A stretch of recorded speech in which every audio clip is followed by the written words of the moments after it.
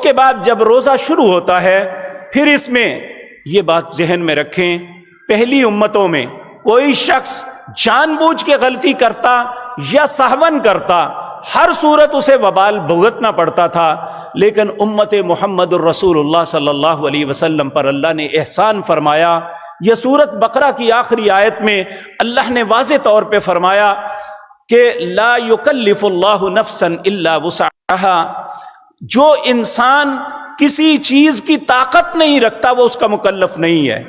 दूसरा, अल्लाह से ये इल्तजा करता है, रब्बना ला तुआखिज़ना इन नसीना औ अख्ताना, ए अल्लाह जो खता से मुझसे हो जाए उसका मुआखजा ना करना। अल्लाह ने कहा नहीं करूंगा।